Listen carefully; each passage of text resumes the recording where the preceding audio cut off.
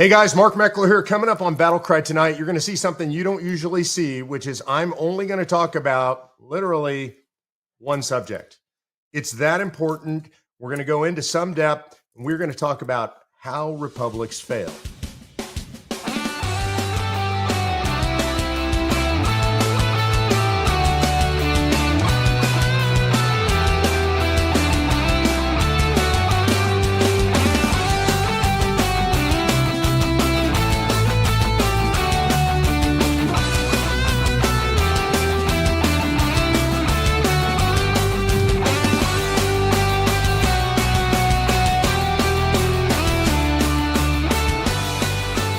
Hey everyone, Mark Meckler here. Happy Sunday Night BattleCry. I am so glad to be with you. I'm glad to be with you because we're going to do something I'm very excited about. And I'm not excited about it because it makes me happy. I'm excited about it because I like to do deep dive learning kind of stuff. And our BattleCry, our call to action tonight, revolves around that, which is if you're going to opine on something, make sure you go out and do a deep dive first. Learn about it, study it, look at it from different perspectives, maybe even read a book about it.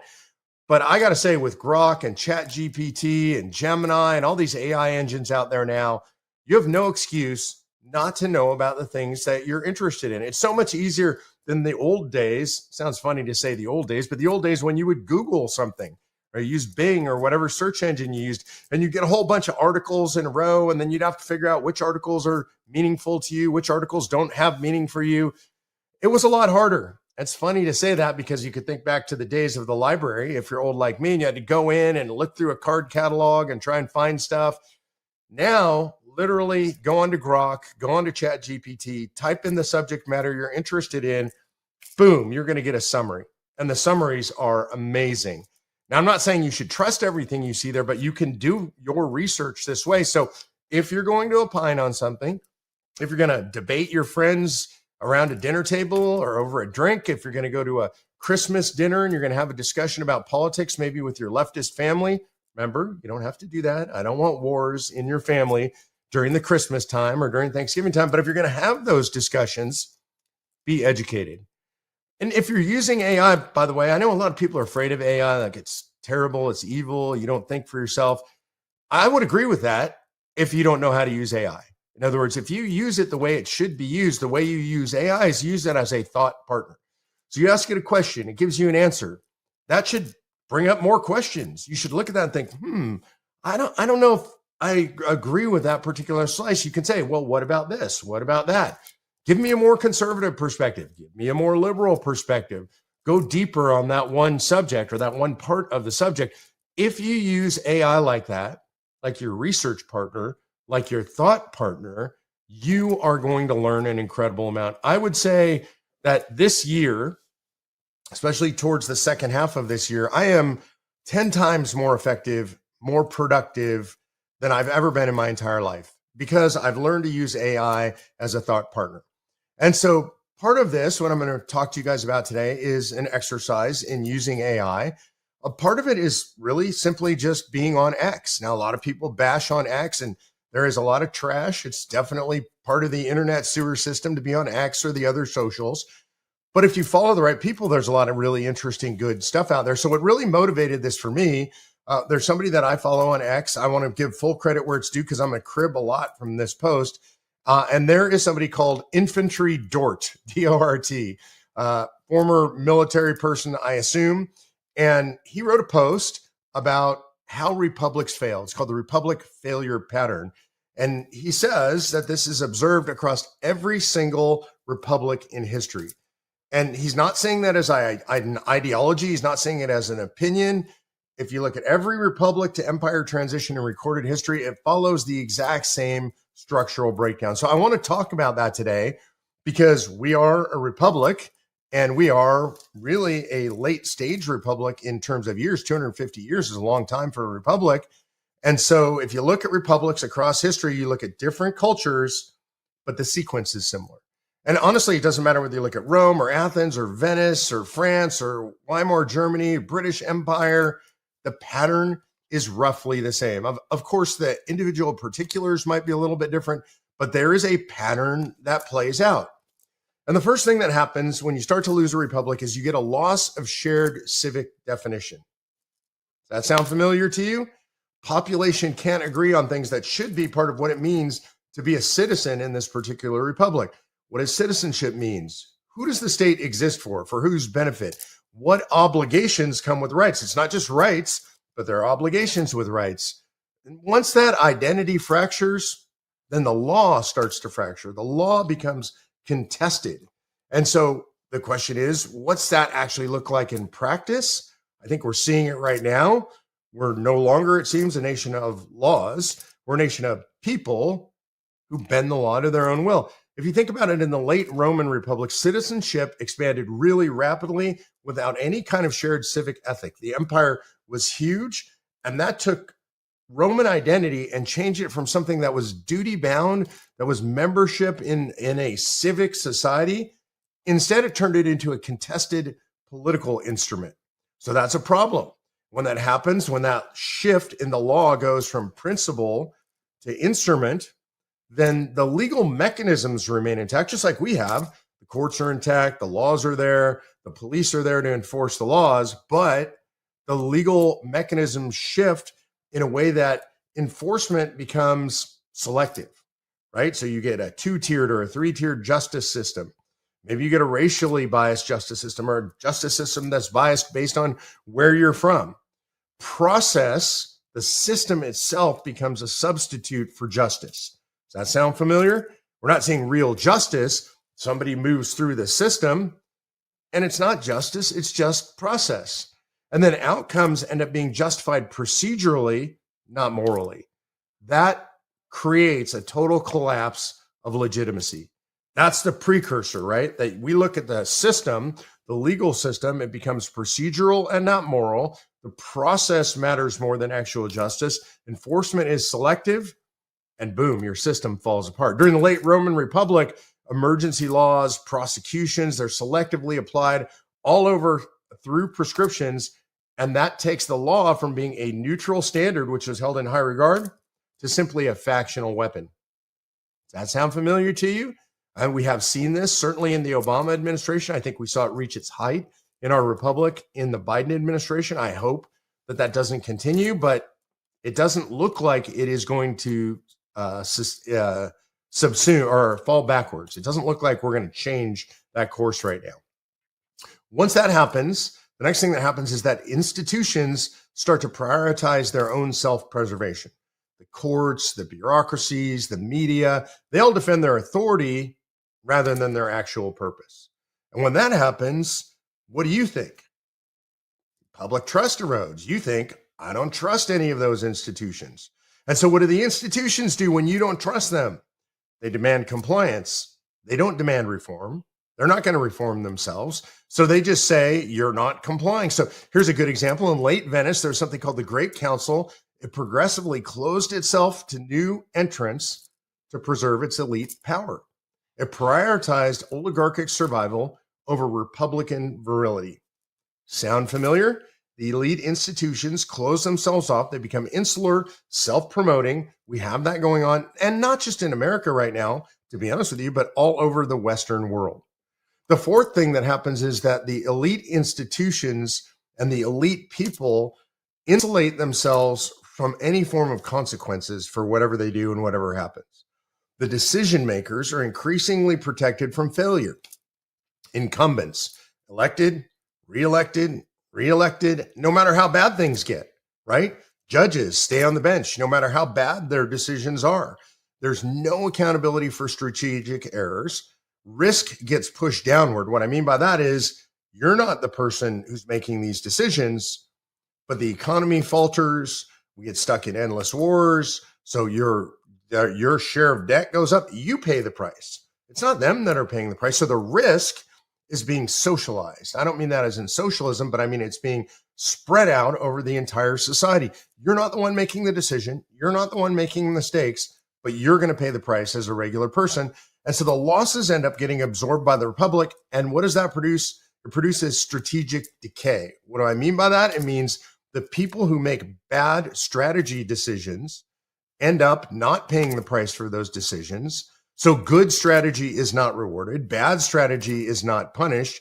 So you end up sliding further and further into strategy decay. Here's an example given by Infantry Dort. After catastrophic defeats like Cannae, Rome punished its soldiers and its citizens, while senior political elites avoided accountability for their strategic failure.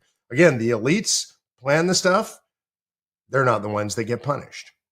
The next thing that happens is that the bureaucratic expansion compensates for the loss of legitimacy, right? So consent declines. You don't agree with what the bureaucrats are doing. Most people in this country don't agree with the bureaucrats are doing right now. And so your consent is going away. You're saying, I don't consent to that. And so what happens is they increase regulation. You consent less, they regulate more. Administrative control replaces persuasion. It's not that they're telling you, hey, this is what we should do. This would be better for our society. Y'all should want to do this. Instead, they just regulate you to death. They put that regulatory noose around your throat and you have no choice. And then they make it so complex that the complexity itself obscures responsibility. In other words, when it's that complex, how do you even know who's responsible? Right? When you go to file your permit for a building at the county agency, who's responsible for all that garbage? Like you can't even point at anybody because it's so complex. There's a lot of people and a lot of parts responsible for that mess. That causes efficiency to fall. You guys know this. You go to file for a building permit or whatever else you've ever done at a government agency. It is the antithesis of efficiency. It is the example of unnecessary complexity and bureaucracy. And when that happens, efficiency goes away. Here's an example. In the late Byzantine Empire, the administrative complexity and the court offices multiplied as the imperial authority weakened, and that caused public confidence to decline. Does that sound familiar? Is your government shrinking or is your government getting bigger and more complex? And I mean that in your town, in your county, in your state, in your nation. It's all getting bigger and more complex. And that means you look at it and you don't have confidence in it anymore. All right, the next thing that happens is that moral standards will start to invert under stress. Restraint, your ability to control yourself, gets reframed as weakness. Restraint is necessary for living in a civil society. But when people start to see restraint as weakness, you got a problem.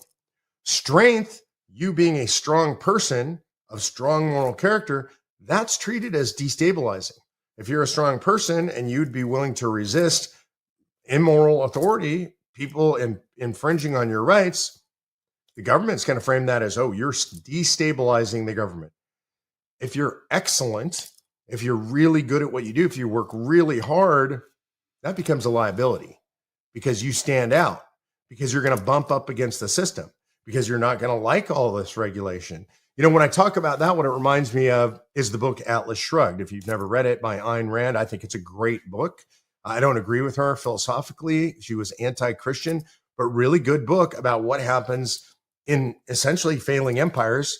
She was writing metaphorically about the Soviet Union, but she was warning us about communism. And this is exactly what happens, is that you get restraint reframed as weakness, strength treated as destabilizing, excellent as a liability. It's a problem.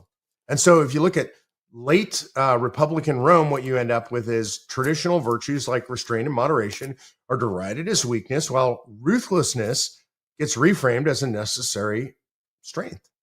That's bad. I mean, you can see why that would be bad, right? So now it starts to move towards survival of the fittest. The next thing that happens is you look at our military.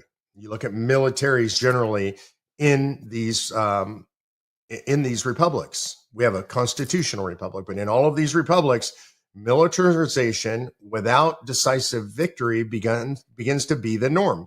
Think about the United States. When was the last time we had a decisive military victory? How often has that happened since World War II? Late republics like us tend to fight frequent conflicts. They tend to have limited objectives, and they tend to have no clear end state. So failure gets normalized, where victory and fighting for an actual victory becomes politically risky. Sound familiar? It should sound familiar if it doesn't. In Rome, in the end of Rome, Rome's prolonged wars in the Eastern Mediterranean became open-ended campaigns which were focused on management rather than resolution. That drained away the legitimacy and the resources of the government. All right, the next thing that happens in late republics is what they call merit erosion. Merit erosion. What happens is promotion through a society increasingly favors ideological alignment. Are you a member of the party? Are you a member of the ruling elite? Are you a member of the right family or the right part of society? Ideological alignment equals promotion. Loyalty to process equals promotion. You're in the system is garbage, but you're really good at running the system. You're loyal, you're going to get promoted. How about risk avoidance? You ever see this in government? You don't see it in private companies near as much if they're thriving. In private companies, I say to my employees, hey, take the risk, try and fail. That's not what happens in government, and certainly not in late stage republics. Everybody knows that making a mistake is the death knell, and that you're better off just not doing or trying anything.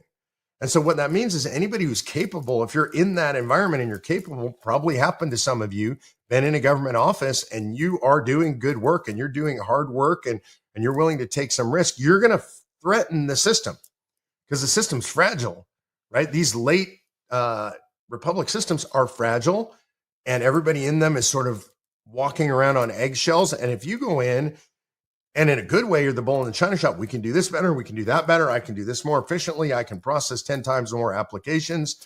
You become an actor that threatens the system. In the late Roman military, senior commands increasingly went to politically connected aristocrats rather than proven battlefield leaders. What happens?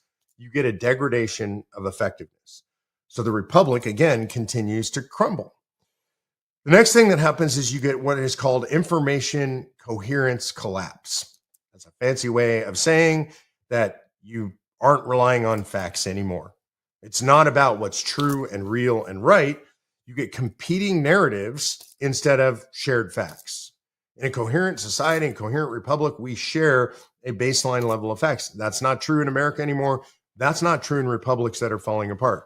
Propaganda starts to substitute for explanation, and trust in any kind of information that's official disappears.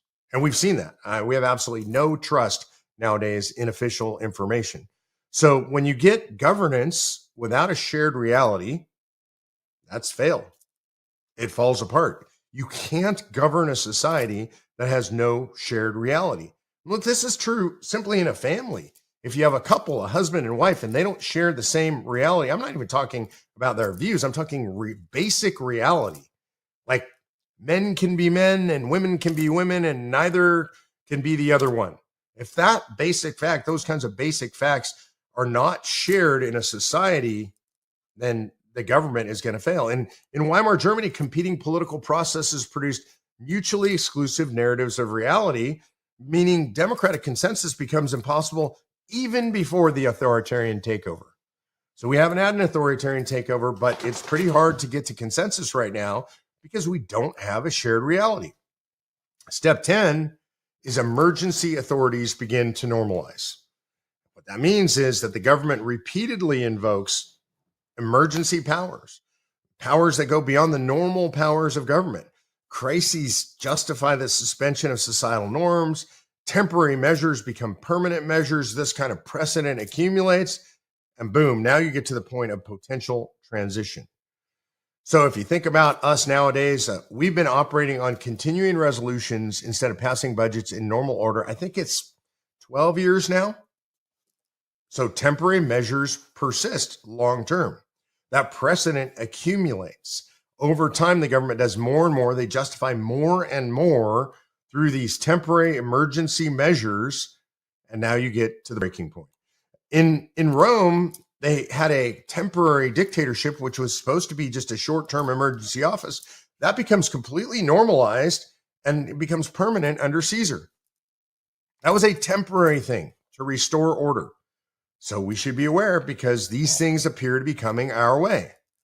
Number 11, you get factional loyalty supersedes civic loyalty.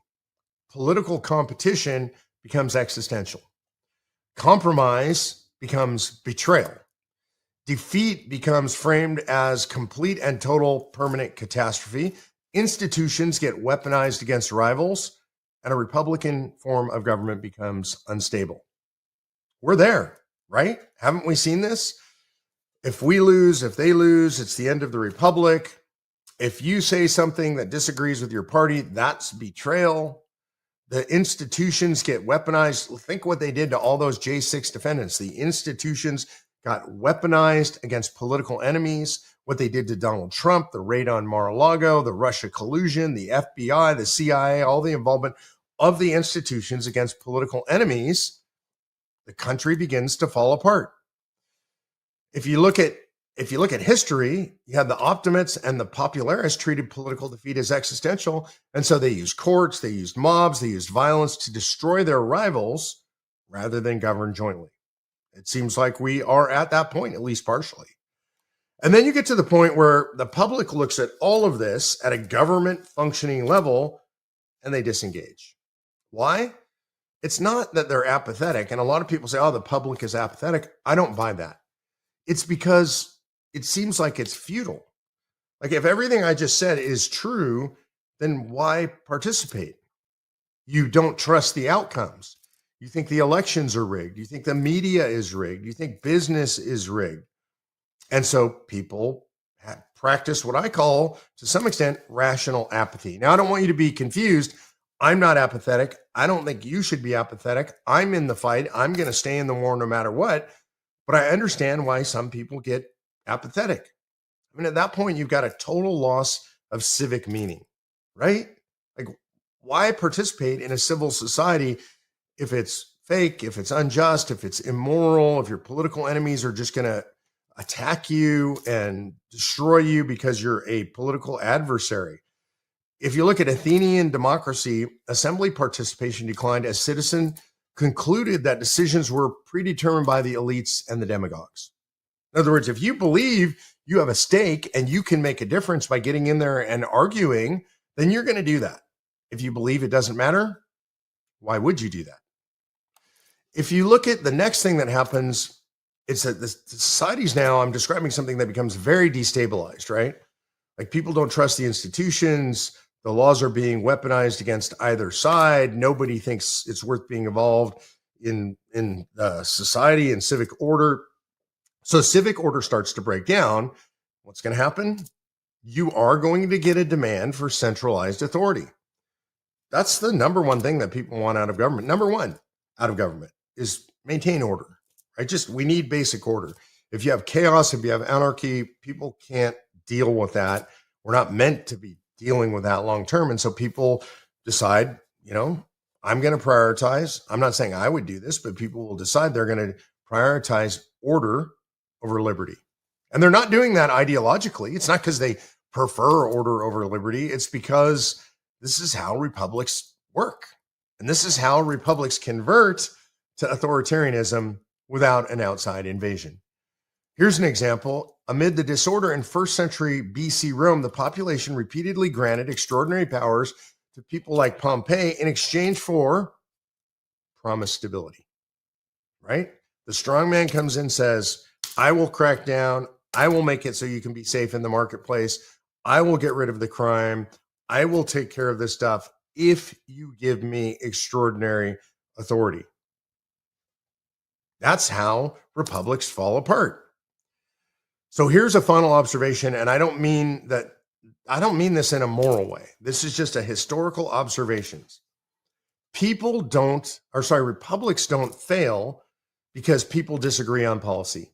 It's okay to disagree on policy. We can fight strongly about policy, but they fail when people can't agree any longer on legitimacy, on citizenship. What does it mean to be a citizen? On law as a restraint on behavior rather than a weapon against our political partisan opponents. And so that's now you have a complete fail of a society. The Roman Senate repeatedly ratified unconstitutional power because it no longer believed the republic itself could function, right? So they gave power away in a way that didn't fit the Constitution because they looked and said, society's not functioning. The corrective mechanism for this is also consistent. It requires a reassertion of shared civic identity. I'm going to say that again. Shared civic identity. That doesn't mean Somali enclaves in Minnesota. That's not a shared civic identity nationally. That's a other nation's civic identity inside our country. It doesn't mean that you're a hyphenated American from anywhere else. It means we're all Americans and we believe in a certain set of fundamental values that create a shared civic identity, and that's super important. We need merit-based leadership. We talked about what happens when there's no punishment for strategic failures. And by punishment, I don't even mean people get punished. I mean, they get punished in the sense maybe they get thrown out of office. They don't get reelected. They lose their positions. They lose their prestige. Until we have merit-based leadership. And look at Congress right now. Do you consider that merit-based leadership? When you look at the people in our Congress, you say, oh yeah, that's definitely merit-based leadership. That's not what I think when I see that. I think somehow we're raising up the lowest common denominator to lead us. So we need shared civic identity, merit-based leadership, and we need accountability upward. What do I mean by that? It's part and parcel of merit-based leadership. In other words, if you're up here and you fail, you move down here in the hierarchy, right? So the way that you move up is you're accountable, you're good at what you do, you demonstrate your merit, and you move upward into leadership. We also need decisive governance. In other words, government can't be in stasis. Government has to make actual decisions, right? Government has to get things done that need to be done that government can do. So if you look at periods of Republican recovery, such as Rome after the Second Punic War, you get decisive leadership, restored accountability, and renewed civic duty. And it's important to understand that what I just described to you, it's not uniquely Western. This is a pattern, and history doesn't repeat warnings forever. We're getting warnings right now. You're not just going to get warnings over and over. Eventually, we're going to fail. We had better figure it out, and we better figure it out fast, in my opinion. We're not immune from being next. Now, I'm not trying to tell you we're right at the end. And the Roman Republic actually lasted twice as long as we lasted. It wasn't always great, wasn't always stable, but it lasted twice as long as we've lasted so far. So I don't know, maybe we have another couple hundred years. I don't think so based on our current pace of acceleration. And I think technology is accelerating all of this stuff more quickly. But I'm not telling you that either to tell you that I think things are bad right now. I actually think things are improving right now. I think that we have a chance to turn this around, that we're on our way out. I think one of the ways that we turn it around and get out of here is I think we're going to do that with Convention of States.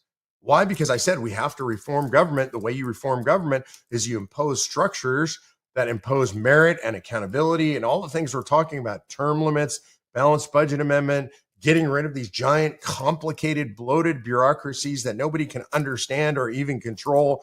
Convention of States is critical in that. And then a lot of things that I described there require a moral reawakening of the country. And I actually do think that that's beginning to happen in the country. As I travel around, I see that spiritual awakening taking place. I think we are in what we would call in Christianity the third great awakening.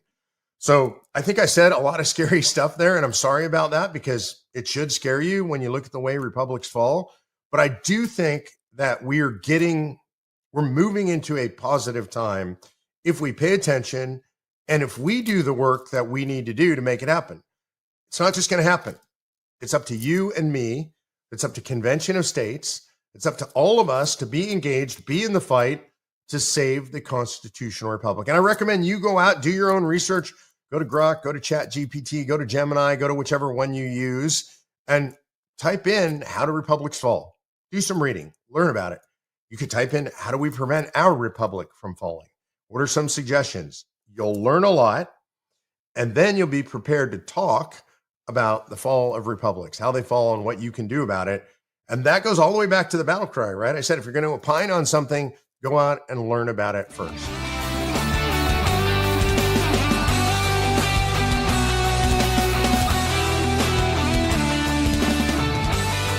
All right, make sure, by the way, that you join the Patriots Club. We need you to give before the clock strikes midnight on the 31st. That will match your gift, so your gift will be worth double. You go to conventionofstates.com, give 2025, conventionofstates.com, /give 2025. And remember, don't let the big tech overlords win. like this video, hit the subscribe button, ring the notification bell. That way you're always going to get the Battle Cry every week. To get more news delivered straight to your inbox, just like what I'm doing here, go to conventionofstates.com/Battle Cry list. And remember, if you want to ask me something, you're always welcome to do that. Go to conventionofstates.com/Ask Mark. And, ask me the hard questions. I'm happy to answer them. All right, I think that our folks, producer G, has a clip for me to watch first. And that's my first question, is to react to this clip of Representative Thomas Massie. I'm all for balanced budgets. I built this debt badge and I wear it to try and instill at least some sense of urgency among my colleagues. I think the balanced budget amendment is one of those things that sounds good on the surface, but it's the exceptions that are written into it that get you. In fact, I voted against the balanced budget amendment when it came to the floor several years ago.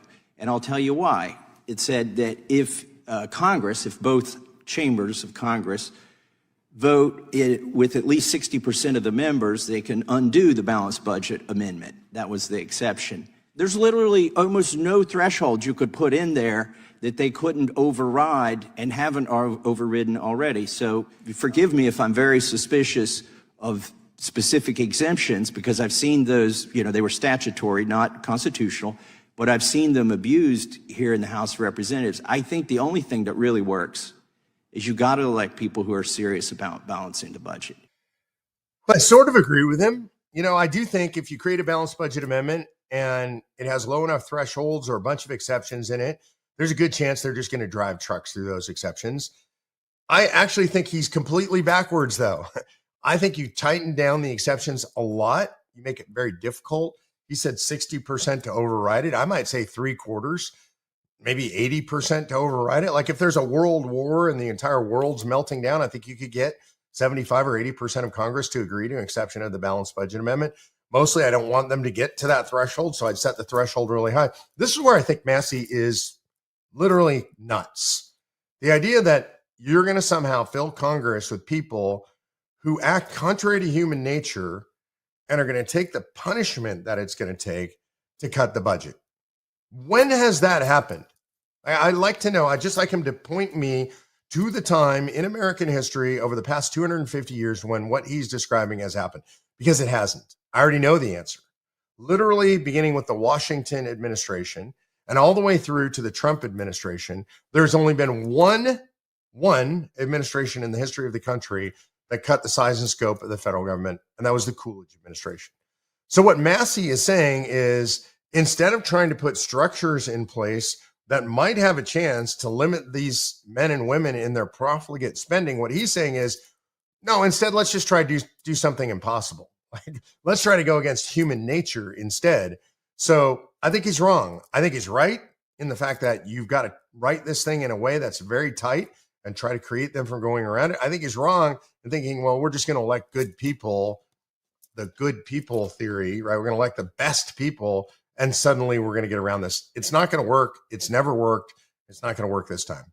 All right, next question is from David F. Is Maxine Waters going to be held responsible for telling her constituents to get in the faces of conservatives and Republicans wherever they see them? Look, I think the only way to hold her responsible for that is electorally, because she's not telling them directly in words to assault, to physically attack, to get violent with them. And so these politicians, they're pretty savvy. They go right up to that line. If she said punch them in the faces, then we might be able to say that she's inciting violence. Even that, Democrats certainly wouldn't prosecute her. All right, next is from Luis Alvarez. How much money have you taken from Israel? If I wrote a check, Luis, you tell me where to send my receipt for that. That's probably because, and I don't know, Luis, if you're being tongue-in-cheek or not, but it's probably because I come across as pretty pro-Israel guy. I am absolutely a pro-Israel guy. I'm a pro-Israel guy because I think it's in the U.S. best interest to be allied very closely with Israel. It's the only Western democracy in the Middle East. It's the only place people can vote in the Middle East. It's the only place women have civil rights in the Middle East. It's the only place that Arabs have civil rights in the Middle East. And so, yeah, I'm a fan. They do an incredible amount of work for us from a international intelligence perspective. They develop all kinds of weapons in conjunction with us. I think our relationship with Israel is incredibly valuable. But if there is somewhere, I guess, that I could collect a check for that, I keep hearing people say this stuff. So, Lewis, I don't know whether you're serious. If you're serious, I'm laughing at you, brother. If you're not serious, I'm laughing at you anyway because it was a good joke. All right, Bob DeRoshi says, is Elon Musk getting involved with this movement? And my answer is, please, Elon, if you're watching, if you've got some magic algorithm that when I talk about you, you watch this video, you should be here. We are the permanent Doge. You know, Doge gets dismantled. You leave, Doge gets dismantled. I'm very disappointed about that. And you're now back building your companies, which is great. And I appreciate that. I appreciate everything you do, Elon. But we need you in the movement because we can do what you were trying to do, which is be disruptors. We can disrupt the permanent welfare state. We can disrupt the permanent bureaucracy. We can get rid of these agencies permanently. We can impose term limits. We can impose balanced budget tax caps and spending caps. We can do all that stuff. We could do it a lot better and a lot faster with your help, Elon. So he's not involved yet, but I hold out hope that at some point he will get involved. All right, don't forget my battle cry this week, the call to action, and that is make sure that you go out and get educated before you opine on something. If you're going to talk about something, if you want to be able to talk about something cogently and cohesively, intelligently, do your homework, do your research. I should have made this a subtitle. Use AI. Get out there and use it and expand your knowledge, expand your ability, expand your reach. Use it properly. Always remember that AI is a good tool, but should never drive. Like, think of it as you're in the car, you're the driver. AI can give you maybe GPS. It's a thought tool. It's a thought partner. It's not your thought leader, because I trust you. I trust your mind. I trust your heart. And I'll see you next week on the BattleCry.